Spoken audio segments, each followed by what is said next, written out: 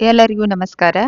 ಇವತ್ತು ತ್ರಿಭಾಷಾ LSRW ಫೌಂಡೇಶನ್‌ದ second language 10th class ಮೊದಲೇ ಚಾಪ್ಟರ್‌ದ ವನಮರದ ಗಿಳಿಯ ಭಾಗ 2 ಭಾಗ 2ರ ವಿಶ್ಲೇಷಣೆ.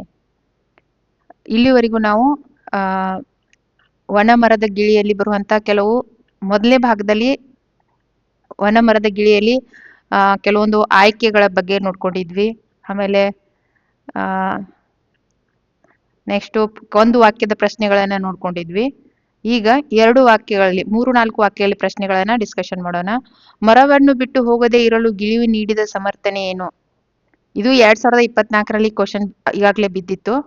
ಹಲವಾರು ವರ್ಷದಿಂದ ಈ ಮರ ನನಗೆ ಆಶ್ರಯ ಕೊಟ್ಟಿದೆ, ಹಣ್ಣು ಕೊಟ್ಟಿದೆ, ಹಸಿರು ಬಣ್ಣದಿಂದ ಮುದ ನೀಡಿದೆ, ನೆರಳು ನೀಡಿದೆ.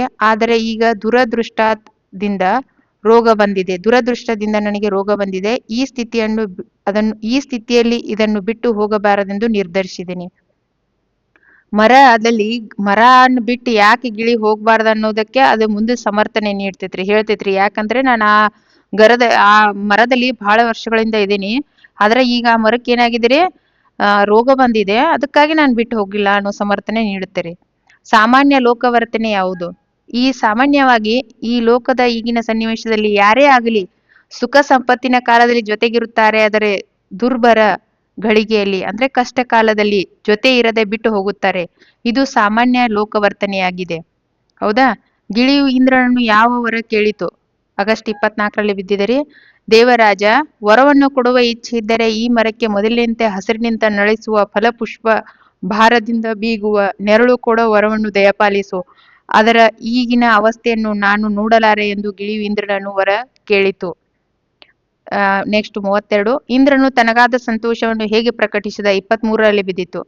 ಇಂದ್ರನಿಗೆ ಗಿಳಿಯನ್ನು ಕಂಡು ತುಂಬಾ ಸಂತೋಷವಾಯಿತು. ಗಿಳಿಯ ನಡತೆ ಕೂಡ ಸಾಮಾನ್ಯವಾದ ಲೋಕವರ್ತನೆಗೆ ವಿರುದ್ಧವಾಗಿದೆ ಎಂದುಕೊಂಡ. ಆ ಗಿಳಿಯ ತತ್ವನಿಷ್ಠೆಯನ್ನು ಮೆಚ್ಚಿಕೊಂಡ ಮನುಷ್ಯನು ಆದರ್ಶ ಬದುಕಿಗೆ ಈ ಸೂತ್ರ ಮಾದರಿಯಾಗಬಲ್ಲದು ಎಂದುಕೊಂಡ. ಹೀಗೆ ಪರಹಿತಕಾಂಕ್ಷಿಯಾಗಿರುವ ಗಿಳಿರಾಯನಿಗೆ ಏನಾದರೂ ವರವನ್ನು ಕೊಡಬೇಕೆಂದು ತೀರ್ಮಾನಿಸಿದ. ಅದರ ಶ್ರದ್ಧೆಯನ್ನು ಮೆಚ್ಚಿ ಏನಾದರೂ ವರವನ್ನು ಕೇಳು ಕೊಡುತ್ತೇನೆ ಎಂದು ಹೇಳುತ್ತಾ ಸಂತೋಷ ಪ್ರಕಟಿಸಿದನು. ಇಲ್ಲಿ ಕವಿ ಕಾವ್ಯ ಪರಿಚಯ ಇದೆ. ಕವಿಯ ಪರಿಚಯ ಅಂದ್ರೆ ವನಮರದ ಗಿಳಿಯ ಕವಿ ಯಾರು, ಅವರ ಬಗ್ಗೆ ಪರಿಚಯ ನೀಡ್ಬೇಕು ನೋಡ್ರಿ. ಇಲ್ಲಿ ಈ ಕವಿ ಸಾಹಿತ್ಯ, ಜನ್ಮಸ್ಥಳ, ಕಾಲ, ಕೃತಿ, ಪ್ರಶಸ್ತಿಗಳ ಕುರಿತು ವಾಕ್ಯ ರೂಪದಲ್ಲಿ ಬರೆಯಿರಿ. 24 ಜೂನ್ 24ದಲ್ಲೂ ಬಿದ್ದಿತ್ತು, ಮತ್ತೆ ಆಗಸ್ಟ್ 24ರಲ್ಲೂ ಬಿದ್ದಿತ್ತು. ಮಿತ್ರರು ಮಂಡ್ಯ ಜಿಲ್ಲೆ ಅಕ್ಕಿ ಹೆಬ್ಬಾಳ ಎಂಬಲ್ಲಿ ಜನಿಸಿದರು. ಆಮೇಲೆ ಅವರ ಪೂರ್ಣ ಹೆಸರು ಅಕ್ಕಿ ಹೆಬ್ಬಾಳ ರಾಮಣ್ಣ ಮಿತ್ರ. ಅವರ ಆರಕ್ಷತೆ ಪ್ರಬಂಧಗಳು ನಾನೇಕೆ ಕೊರೆಯುತ್ತೇನೆ, ಇತರ ಪ್ರಬಂಧಗಳು ಚಂದೋಮಿತ್ರ, ಕನ್ನಡ ಮೇಘದೂತ, ಮಹಾಭಾರತ, ಪಾತ್ರ ಸಂಗತಿಗಳು, ವಚನಕಾರರು, ಶಬ್ದ ಕಲ್ಪ, ಒಳನೋಟ ಇತ್ಯಾದಿ ಕೃತಿಗಳನ್ನು ರಚಿಸಿದ್ದಾರೆ. ಇವರಿಗೆ ನವರತ್ನರಾಮ್ ಪ್ರಶಸ್ತಿ, ವರ್ಧಮಾನ ಪ್ರಶಸ್ತಿ, ಕಾವ್ಯಾನಂದ ಪುರಸ್ಕಾರ, ಗೋರೂರು ಸಾಹಿತ್ಯ ಪ್ರಶಸ್ತಿ ಹಾಗೂ ಧರ್ಮಶ್ರೀ ನಗೆರಾಜ ಪ್ರಶಸ್ತಿಗಳು ಲಭಿಸಿವೆ. ಈ ಕೆಳಗಿನ ವಾಕ್ಯ ಮತ್ತು ಹೇಳಿಕೆಗೆ ಸಂದರ್ಭ ಸಾರಾಂಶವನ್ನು ಬರೆಯಿರಿ. ಇಲ್ಲಿ ನೋಡ್ರಿ 34ನೇದು. ಇಂತಹ ವನಮರದಲ್ಲಿ ಏಕೆ ವಾಸ ಮಾಡುತ್ತೀಯಾ? ಈ ವಾಕ್ಯವನ್ನು ಮಿತ್ರ ಬರೆದಿರುವ ಮಹಾಭಾರತ ಪಾತ್ರ ಸಂಗತಿಗಳು ಎಂಬ ಕೃತಿಯಿಂದ ಆಯ್ದು ವನಮರ ಗಿಳಿ ಪಾಠದಿಂದ ಆಯ್ದುಕೊಳ್ಳಲಾಗಿದೆ. ಅಂದ್ರೆ ಮಿತ್ರರು ಬರೆದಿರಂತ ಮಹಾಭಾರತದ ಪಾತ್ರ ಸಂಗತಿಗಳು ಎಂಬ ಕೃತಿಯಲ್ಲಿ ವನಮರದ ಗಿಳಿ ಒಂದು ಮಹಾಭಾರತದ ಪ್ರಸಂಗ ಕೃತಿಗಳಿಂದನೇ ವನಮರದ ಗಿಳಿಯ ಒಂದು ಪಾಠನ ಆರಿಸಿಕೊಳ್ಳಲಾಗಿದೆ. ಅಂದ್ರೆ ಮನುಷ್ಯ ಏನಾಗಿರಬೇಕು? ಕಷ್ಟದಲ್ಲೂ ಸಹಾಯ ಮಾಡಬೇಕು, ಕಷ್ಟದಲ್ಲೂ ಸಹಾಯ ನಿಂತಿರಬೇಕು, ಸುಖದಲ್ಲಿ ನಿಂತಿರಬೇಕು ಅನ್ನೋದು ಈ ಗಿಳಿಯಿಂದ ನಾವು ಕಲಿತೀವಿ. ಈ ಮಾತನ್ನು ಇಂದ್ರನಿಗೆ ಗಿಳಿಗೆ ಹೇಳಿದನು. ವನಮರದಲ್ಲಿ ವಾಸವಾಗಿದ್ದ ಗಿಳಿ ತತ್ವನಿಷ್ಠೆಯನ್ನು ಕಂಡ ಇಂದ್ರನು ಏನಾದರೂ ವರವನ್ನು ಕೊಡಬೇಕೆಂದು ಯೋಚಿಸಿ ಗಿಳಿಯನ್ನು ಪ್ರಶ್ನಿಸುವಾಗ ಈ ಮಾತು ಬಂದಿದೆ. ಸಾರಾಂಶ: ಫಲ ಪುಷ್ಪವಿರದ ಹಸಿರಿನ ಸಮೃದ್ಧಿಯಿಂದ ವನಮರದಲ್ಲಿ ಗಿಳಿಯ ವಾಸವಾಗಿರುವುದು ಇಲ್ಲಿ ಸಾರಾಂಶವಾಗಿದೆ. ನೋಡ್ರಿ, ಒಂದೇದೇನು ಆಯ್ಕೆ ಏನ್ರಿ? ಎಲ್ಲಿದ ಆಯ್ಕೆ ಮಾಡ್ಕೊಂಡಿದಾರ? ಎಲ್ಲಿದ್ ಪಿಕ್ ಮಾಡ್ಕೊಂಡಾರ? ಇದು ರೀ ಮಹಾಭಾರತ ಪಾತ್ರ ಸಂಗತಿಗಳು ವನಮರದ ಗಿಳಿಯ ಪಾಠದಿಂದ. ಸಂದರ್ಭ ಏನ್ರಿ? ಯಾವ ಸಂದರ್ಭ ರೀ ಇದು? ಇಂದ್ರನು ಗಿಳಿಗೆ ಹೇಳುವ ಸಂದರ್ಭ. ಸಾರಾಂಶ ಏನ್ರಿ? ಯಾಕಿದ್ನ ಹೇಳಿದಾರ ಸಾರಾಂಶ? ಇಲ್ಲಿ ನೋಡ್ರಿ, ಏನ್ರಿ? ಇಂಥ ವನಮರದಲ್ಲಿ ಏಕೆ ವಾಸ ಮಾಡುತ್ತಿ? ಫಲಪುಷ್ಪವಿರದ ಹಸಿರಿನ ಸಮೃದ್ಧಿಯಿಂದ ವನಮರದಲ್ಲಿ ಗಿಳಿ ವಾಸವಾಗಿರುವುದು ಇಲ್ಲಿಯೇ ಸಾರಾಂಶವಾಗಿದೆ. ಅಂದ್ರೆ ಒಣಗಿರುವ ಗಿಡದಲ್ಲಿ ಮರ ಗಿಳಿ ವಾಸವಾಗಿರುವುದು ಇಲ್ಲಿಯ ಸಾರಾಂಶ. ಅಂದ್ರೆ ಹಿಂಟ್ ಅಂತೀವಲ್ರಿ ಇಂಗ್ಲಿಷ್ ನಲ್ಲಿ, ಅದರ ಒಳ ಅರ್ಥ ಆಗಿದೆ. ಆಮೇಲೆ ನೆಕ್ಸ್ಟ್ ನೋಡ್ರಿ, ಇಲ್ಲಿ ಏನಾದರೂ ವರವನ್ನು ಕೇಳು ಕೊಡುತ್ತೇನೆ. ಇದನ್ನ ಯಾರು ಹೇಳ್ತಾರ್ರಿ? ಇಂದ್ರ ಹೇಳ್ತಾರ. ಇದು ಪ್ರಶ್ನೆ ಯಾವಾಗ ಬಿದ್ದಿತ್ರಿ? 25 ಮೇ ಮತ್ತು ಏಪ್ರಿಲ್ 23ರಲ್ಲಿ ಬಿದ್ದಿತ್ತು. ಹೌದಾ? ನೋಡ್ರಿ ಆಯ್ಕೆ ಏನ್ರಿ? ಆಯ್ಕೆಯನ್ನು ಈ ವಾಕ್ಯವನ್ನು ಅರಾ ಮಿತ್ರರು ಬರೆದಿರುವ ಮಹಾಭಾರತ ಪಾತ್ರ ಸಂಗತಿಗಳು ಎಂಬ ಕೃತಿಯಿಂದ ವನಮರದ ಗಿಳಿ ಎಂಬ ಪಾಠವನ್ನು ಆರಿಸಿಕೊಳ್ಳಲಾಗಿದೆ. ಈ ಮಾತನ್ನು ಇಂದ್ರನು ಗಿಳಿಗೆ ಹೇಳಿದನು. ವನಮರದಲ್ಲಿ ವಾಸವಾಗಿದ್ದು ಗಿಳಿ ತತ್ವನಿಷ್ಠೆಯನ್ನು ಮೆಚ್ಚಿ ಇಂದ್ರನು ಗಿಳಿಗೆ ಸಹಾಯ ಮಾಡಬೇಕೆಂದು ಇಚ್ಛಿಸಿ ಮಾತನ್ನು ಹೇಳುತ್ತಾನೆ.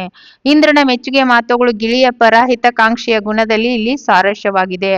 ಇಲ್ಲಿ ನೆಕ್ಸ್ಟ್ ನೋಡ್ರಿ, ಅದರ ಈಗಿನ ಅವಸ್ಥೆಯನ್ನು ನಾನು ನೋಡಲಾರೆ. ಇದನ್ನ ಗಿಳಿ ಹೇಳ್ತೈತ್ರಿ ಯಾರಿಗೆ? ಇಂದ್ರನಿಗೆ. ಯಾವುದು? ಸೇಮ್ ಆಸ್ ಇಟ್ ಈಸ್ ರೀ. ಇಲ್ಲಿ ಸಂದರ್ಭ ಅಷ್ಟೇ ನಾವು ನೋಡ್ಬೇಕು, ಆಮೇಲೆ ಸ್ವಾರಸ್ಯ ನೋಡ್ಬೇಕ್ರಿ. ಈಗಿನ ಪರಿಸ್ಥಿತಿಯನ್ನು ನೋಡಲಾರೆ ಅಂತ ಹೇಳಿ ಇಂದ್ರನಿಗೆ ಹೇಳ್ತೈತ್ರಿ ಅದು. ಇಂದ್ರನು ಗಿಳಿಯ ತತ್ವನಿಷ್ಠೆಯನ್ನು ಮೆಚ್ಚಿ ಏನಾದರೂ ವರವನ್ನು ಕೇಳು ಎಂದಾಗ ಗಿಳಿಯು ಮರದ ಪರಿಸ್ಥಿತಿಗೆ ಮರುಗಿ ಅದನ್ನು ಮೊದಲಿನಂತೆ ಮಾಡು ಎಂದು ಇಂದ್ರನಿಗೆ ಹೇಳುವಾಗ ಈ ಮಾತು ಬಂದಿದೆ. ತತ್ವನಿಷ್ಠೆ ಮತ್ತು ಪರಹಿತಕಾಂಕ್ಷಿಯ ಗುಣ ಇಲ್ಲಿ ಸಾರಾಂಶವಾಗಿದೆ. ಆಮೇಲೆ ನೆಕ್ಸ್ಟ್ ನೋಡ್ರಿ, ಇಲ್ಲಿದೆ ಅದಕ್ಕೂ ಒಳ್ಳೆಯ ದಿನ ಬರಲಿ ಎಂದು ಹಾರೈಸಬೇಕು. ಯಾರು ಹೇಳಿದ್ರಿ ಇದು? ಇಂದ್ರನಿಗೆ ಹೇಳ್ತೈತ್ರಿ. ಯಾವ್ದು? ಗಿಳಿರಿ. ಹೌದಾ? ಹೌದಿಲ್ರಿ? ನೋಡ್ರಿ ಏನ್ ಹೇಳ್ತಾರ್ರಿ ಇಲ್ಲಿ ಸಂದರ್ಭ ನೋಡ್ರಿ. ಈ ಮಾತನ್ನು ಗಿಳಿಯು ಇಂದ್ರನಿಗೆ ಹೇಳಿತು. ಸುಖ ಸಂಪತ್ತಿನ ಕಾಲ ಜೊತೆಗಿದ್ದವರು ದುರ್ಬರ ಗಳಿಗೆಯಲ್ಲಿ ಕೂಡ ಅದರ ಜೊತೆಗಿದ್ದು ಉಪಕಾರ ಸ್ಮರಣೆ ಮಾಡಬೇಕು. ಒಳ್ಳೆಯ ದಿನ ಬರಲಿ ಎಂದು ಹಾರೈಸಬೇಕೆಂದು ಹೇಳುವಾಗ ಈ ಮಾತು ಬಂದಿದೆ. ನಾವು ಒಬ್ಬರೇ ಚೆನ್ನಾಗಿರುವುದಲ್ಲ, ತಮ್ಮ ಜೊತೆಗಿರುವ ಚೆನ್ನಾಗಿರಬೇಕೆಂದು ಉಪಕಾರ ಸ್ಮರಣೆ ಇಲ್ಲಿ ಸ್ವಾರಸ್ಯವಾಗಿದೆ. ಹಲವಾರು ವರ್ಷದಿಂದ ಈ ಮರ ಆಶ್ರಯ ಕೊಟ್ಟಿದೆ. ಏನ್ರಿ? ಹಲವಾರು ಮರ ಇಲ್ಲಿ ಆಶ್ರಯ ಕೊಟ್ಟಿದೆ. ಅಲ್ಲಿ ನೋಡ್ರಿ ಯಾರು ಹೇಳ್ತಾರಿದ್ನ? ಗಿಳಿಯು ಇಂದ್ರನಿಗೆ ಕುರಿತು ಹೇಳುವ ಮಾತು ಇದು. ಹಸಿರು ಬಣ್ಣದಿಂದ ನನಗೆ ಮನಸ್ಸಿಗೆ ಮುದ ನೀಡಿದೆ, ನೆರಳು ನೀಡಿದೆ. ಆದರೆ ಈಗ ದುರದೃಷ್ಟ ಅದನ್ನು ರೋಗ ಬಡತನ ಕಿತ್ತು ತಿನ್ನುತ್ತಿವೆ. ಈ ಸ್ಥಿತಿಯಲ್ಲಿ ನಾನು ಮರವನ್ನು ಕೈಬಿಟ್ಟು ಬೇರೆ ಕಡೆಗೆ ಹೋದರೆ ಮರಕ್ಕೆ ಕೃತಜ್ಞನಾಗಲೇ ಅಂದ್ರೆ ಸ್ವಾರ್ಥಿ ಆಗ್ಲಿ ಅಂತ ಕೇಳ್ತೈತ್ರಿ ಅದು. ಸುಖ ಸಂಪತ್ತಿ ಇದು ಯಾವಾಗ ಬಿದ್ದಿತ್ತು ಅಂದ್ರೆ ಜೂನ್ 23ರಲ್ಲಿ.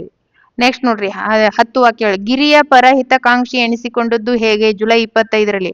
ಸೊ ಇವು ಯಾಕೆ ಕೊಟ್ಟಿದ್ದೀನಿ ಅಂತಂದ್ರೆ ನಿಮ್ಗೂ ಕೂಡ ಏನಾಗ್ಬೇಕು? ಗೊತ್ತಾಗ್ಬೇಕು ಏನಂತ, ಇಂಪಾರ್ಟೆಂಟ್ ಯಾವ್ದಾವ, ಯಾವ ರಿಪೀಟ್ ಆಗಿದಾವ ಅನ್ನೋದಕ್ಕಾಗಿ ಕೊಟ್ಟಿದ್ದೀನಿ. ಇಲ್ಲಿ ನೋಡ್ರಿ, ಗಿಳಿಯ ಪರಹಿತಕಾಂಕ್ಷಿ ಎನಿಸಿಕೊಂಡದ್ದು ಹೇಗೆ? ಜುಲೈ 25ರಲ್ಲಿ. ಗಿಳಿಯು ಹಲವಾರು ವರ್ಷಗಳಿಂದ ಮರದಲ್ಲಿ ವಾಸ ಮಾಡುತ್ತಿತ್ತು. ಕ್ರಮೇಣ ಆ ಮರಕ್ಕೆ ರೋಗ ರುಜಿನಗಳು ಬಂದು ಮರವು ಒಣಗಿದರೂ ಅದರ ಆಶ್ರಯವನ್ನು ತೊರೆದು ಹೋಗಲಿಲ್ಲ. ಜೊತೆಯಲ್ಲಿ ಇದ್ದು ಒಳ್ಳೆಯ ದಿನ ಬರಲಿ ಎಂದು ಹಾರೈಸತೊಡಗಿತು. ಅದರ ತತ್ವನಿಷ್ಠೆಯನ್ನು ಮೆಚ್ಚಿಕೊಂಡ ಇಂದ್ರನು ಏನಾದರೂ ವರವನ್ನು ಕೇಳು ಎಂದಾಗ ಮರವು ಮೊದಲಿನಂತೆ ಫಲಪುಷ್ಪದಿಂದ ಹಸಿರಿನಿಂದ ಕೂಡಿ ನೆರಳನ್ನು ಕೊಡುವಂತೆ ದಯ ಪಾಲಿಸು ಎಂದು ಕೇಳಿತು. ನನಗೆ ಮರದ ಈಗಿನ ಪರಿಸ್ಥಿತಿಯನ್ನು ನೋಡಲಾಗುವುದಿಲ್ಲ ಎಂದಿತು. ಗಿಳಿಯು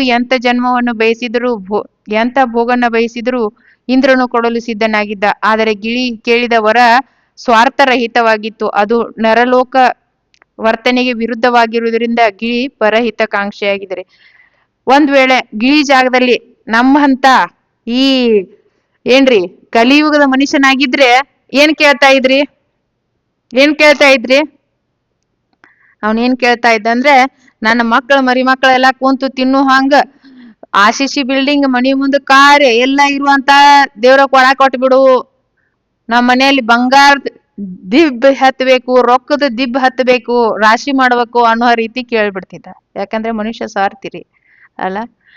ಆದ್ರೆ ಗಿಳಿ ಕೇಳಿದ ವರ ಸ್ವಾರ್ಥರಹಿತವಾಗಿತ್ತು. ಅದು ನರಲೋಕ ವರ್ತನೆಗೆ ವಿರುದ್ಧವಾಗಿರುವುದರಿಂದ ಗಿಳಿ ಪರಹಿತಕಾಂಕ್ಷಿ ಎನಿಸಿಕೊಂಡಿದೆ. ಆಯ್ತಾ? ನೋಡ್ರಿ, ಇಲ್ಲಿ ಗಿಳಿಯ ವರ್ತನೆಯಿಂದ ಮಾನವನಿಗೆ ಆದರ್ಶಪ್ರಾಯವಾಗಿದೆ. ಗಿಳಿ ವರ್ತನೆ ನಮಗೊಂದು ಪಾಠ ಹೇಳ್ಕೊಡ್ತಿದ್ರಿ. ಒಂದು ಆದರ್ಶ ಪಾಠ ಇದೆ. ಯಾವುದು ಎಂಬುದನ್ನ ನಮ್ಮ ಮಾತುಗಳಲ್ಲಿ ಬರೆಯಿರಿ. ಇಲ್ಲಿ ನೋಡ್ರಿ, ನಾವು ಬರಿಬೇಕದನ್ನ. ಗಿಳಿಯು ವನ ಮರ ನಿಂತರೂ ಆ ಮರದಲ್ಲಿ ವಾಸ ಮಾಡುತ್ತಿತ್ತು. ಹಾಗೆ ನಾವು ಸುಖ ಸಂಪತ್ತಿನ ಕಾಲದ ಜೊತೆಗಿದ್ದು ಕಷ್ಟ ಕಾಲ ಗಳಿಗೆಯಲ್ಲಿ ಜೊತೆಯಲ್ಲಿ ಇರಬೇಕೆಂಬ ಗಿಳಿಯ ವರ್ತನೆ ನಮಗೆ ಕೃತಜ್ಞೆಯನ್ನು ಕಲಿಸುತ್ತದೆ. ಕಷ್ಟದಲ್ಲಿರುವವರಿಗೆ ಜೊತೆಯಾಗಿದ್ದು ಸ್ವಾರ್ಥವನ್ನು ಬಿಡಬೇಕು. ಬೇರೆಯವರ ಒಳಿತನ್ನು ಬಯಸುವುದು ಮಾನವನ ಕರ್ತವ್ಯ. ಅದರಿಂದ ನಮ್ಮ ಜೀವನದಲ್ಲಿ ಸುಖ ಸಂತೋಷಗಳು ಬರುತ್ತವೆ ಎಂಬುದು ತಿಳಿಯುವುದು. ಸುಖ ಸಂಪತ್ತಿನ ಕಾಲದಲ್ಲಿ ಜೊತೆಯಲ್ಲಿ ಇದ್ದವರು ಕಷ್ಟ ಕಾಲದಲ್ಲಿ ಜೊತೆಗಿದ್ದು ಉಪಕಾರ ಸ್ಮರಣೆಯನ್ನು ಮಾಡಬೇಕು ಎಂಬ ಗುಣವನ್ನು ಗಿಳಿಯ ವರ್ತನೆಯಿಂದ ನಾವು ಕಲಿಯುತ್ತೇವೆ. ಹೌದಾ? ಇಲ್ಲಿ ನೋಡ್ರಿ ಕೆಳಗೊಂದು ಇದನ್ನ ಕೊಟ್ಟಿದ್ದಾರೆ, ಏನು ಪ್ರಬಂಧ ಬರಿಬೇಕು. ಏನಂತ ಏನಿದೆ ನೋಡ್ರಿ ಇಲ್ಲಿ 41 ಕ್ರೀಡೆಗಳ ಬಗ್ಗೆ 23ರಲ್ಲಿ ಬಿದ್ದಿತ್ತು ಇದು. ಎಷ್ಟು? 15 ವಾಕ್ಯಗಳಿಗೆ ಕಡಿಮೆ ಇಲ್ಲದಂತೆ ಒಂದು ಪ್ರಬಂಧ ಬರಿಬೇಕು. ಇಲ್ಲಿ ನೋಡ್ರಿ ಕ್ರೀಡೆಗಳ ಮಾನವ ಸರ್ವೋತ್ತಮ ಅಭಿವೃದ್ಧಿಗೆ ಅಗತ್ಯ. ಆಮೇಲೆ ಮತ್ತೊಂದು ಇದೆ ಇಲ್ಲಿ ರಾಷ್ಟ್ರೀಯ ಹಬ್ಬ. ಹೌದಾ? ಒಂದೊಂದಾಗಿ ನೋಡೋಣ್ರಿ. ಇವು ಎಷ್ಟು? 15 ವಾಕ್ಯಗಳಿಗೆ ಕಡಿಮೆ ಇರಲಾರ್ದಂಗೆ ಬರಿಬೇಕಂತೆ. ಕ್ರೀಡೆ ಅಂದ್ರೆ ಸ್ಪೋರ್ಟ್ಸ್ ಯಾಕೆ ಆಡ್ಬೇಕು? ನಾವು ಫಿಸಿಕಲ್ ಆಕ್ಟಿವಿಟಿ ಯಾಕೆ ಮಾಡ್ಬೇಕು? ದೈಹಿಕ ಮಾನಸಿಕ ಆರೋಗ್ಯವನ್ನು ಹೆಚ್ಚಿಸುತ್ತದೆ. ನಿಯಮಿತವಾಗಿ ಕ್ರೀಡೆಗಳಲ್ಲಿ ಭಾಗವಹಿಸುವುದರಿಂದ ಶಿಸ್ತು, ತಂಡದ ಕೆಲಸ, ನಾಯಕತ್ವ ಗುಣಗಳು ಬೆಳೆಯುತ್ತವೆ. ಇದು ಸ್ಪರ್ಧಾತ್ಮಕ ಮನೋಭಾವವನ್ನು ಬೆಳೆಸುತ್ತವೆ ಮತ್ತು ಸೋಲು ಮತ್ತು ಗೆಲುವಿನ ಸಮಾನವಾಗಿ ಸ್ವೀಕರಿಸುವುದನ್ನು ನಾವು ಕಲಿತೀವಿ. ಕ್ರೀಡೆಗಳು ಮನರಂಜನೆಯ ಮೂಲವಾಗಿದ್ದು ಒತ್ತಡವನ್ನು ಕಡಿಮೆ ಮಾಡುತ್ತವೆ ಮತ್ತು ಸಮಾಜದಲ್ಲಿ ಸೌಹಾರ್ದತೆಯನ್ನು ಕಾಪಾಡಿಕೊಳ್ಳಲು ಇವು ಸಹಾಯ ಮಾಡುತ್ತವೆ. ನೆಕ್ಸ್ಟ್ ಒನ್ ಯಾವ್ದ್ರಿ? ರಾಷ್ಟ್ರೀಯ ಹಬ್ಬದ ಮಹತ್ವ. 2024ರಲ್ಲಿ ಬಿದ್ದಿತ್ರಿ ಇದು ಕ್ವಶನ್. ನೋಡ್ರಿ, ರಾಷ್ಟ್ರೀಯ ಹಬ್ಬಗಳು ದೇಶದ ಏಕತೆ ಮತ್ತು ಸಮಗ್ರತೆಯನ್ನ ಬಿಂಬಿಸುತ್ತವ. ಗಣರಾಜ್ಯೋತ್ಸವ, ಸ್ವಾತಂತ್ರ್ಯ ದಿನ. ರಾಷ್ಟ್ರೀಯ ಹಬ್ಬಗಳು ಯಾವ್ರಿ? ಸ್ವಾತಂತ್ರ್ಯೋತ್ಸವ, ಗಣರಾಜ್ಯೋತ್ಸವ, ಗಾಂಧಿ ಜಯಂತಿ, ಇವೆಲ್ಲ ರಾಷ್ಟ್ರೀಯ ಹಬ್ಬಗಳು. ಆಮೇಲೆ ನಮ್ಮ ಹಬ್ಬಗಳು ಯಾವ್ರಿ? ದೀಪಾವಳಿ, ಕ್ರಿಸ್ಮಸ್. ಸೊ ಈ ರೀತಿ ಕ್ರಿಸ್ಮಸ್, ರಂಜಾನು, ಆಮೇಲೆ ಮತ್ತೆ ಯಾವ್ಯಾವ್ರಿ? ಎಲ್ಲಾ ಧರ್ಮದಗಳು ಮೇನ್ ಹಬ್ಬಗಳನ್ನ ನಾವಿಲ್ಲಿ ನಮ್ಮ ಹಬ್ಬಗಳು. ಅದು ರಾಷ್ಟ್ರೀಯ ಹಬ್ಬಗಳು ಅಂತ ಕೇಳಿದಾಗ ಯಾವ ಅಂಬಲ್ರಿ ಅನ್ನಂಗಿಲ್ಲ. ರಾಷ್ಟ್ರೀಯ ಹಬ್ಬಗಳು ಅಂದ್ರೆ ಯಾವ್ರಿ? ಗಣರಾಜ್ಯೋತ್ಸವ, ಸ್ವಾತಂತ್ರ್ಯ ದಿನಾಚರಣೆ, ಗಾಂಧಿ ಜಯಂತಿ ಅಂತ ಹಬ್ಬಗಳು ಜಾತಿ ಮತ ಧರ್ಮವಿಲ್ಲದೆ ಎಲ್ಲರೂ ಒಟ್ಟಾಗಿ ಆಚರಿಸುವ ಹಬ್ಬಗಳಾಗಿರ್ತಾವ. ಇವು ನಮ್ಮ ಸ್ವಾತಂತ್ರ್ಯ ಹೋರಾಟಗಾರರ ತ್ಯಾಗ ಬಲಿದಾನವನ್ನು ಸ್ಮರಿಸಲು ಪ್ರೇರೇಪಿಸುತ್ತವೆ. ಈ ಹಬ್ಬಗಳು ನಮ್ಮಲ್ಲಿ ದೇಶ ಪ್ರೇಮ, ರಾಷ್ಟ್ರೀಯ ಭಾವೈಕ್ಯತೆಯನ್ನು ಹೆಚ್ಚಿಸ್ತಾವ. ಜೊತೆಗೆ ನಮ್ಮ ಶ್ರೀಮಂತ ಪರಂಪರೆ ಮತ್ತು ಸಂಸ್ಕೃತಿ ಬಗ್ಗೆ ಹೆಮ್ಮೆ ಪಡುವಂತೆ ಮಾಡುತ್ತವೆ. ಸೊ ಇದನ್ನ ಓದ್ತಾ ಅರ್ಥ ಮಾಡ್ಕೊಂಡು ಒಂದ್ ಬಿಟ್ಟು 2 ಸಲ ಇವ್ 2 ಎಸೆಗಳನ್ನ ಮತ್ತೆ ಕ್ವಶನ್ ಆನ್ಸರ್ಗಳನ್ನ ಬರೆದು ತೆಗೀರಿ. ಮೊದಲು ಸರಿಯಾಗಿ ಅರ್ಥ ಮಾಡ್ಕೊಂಡು ಓದ್ರಿ, ಆಮೇಲೆ ಬರ್ಲಿಕ್ಕೆ ಟ್ರೈ ಮಾಡ್ರಿ. ಸೊ ಥ್ಯಾಂಕ್ ಯು, ಧನ್ಯವಾದಗಳು.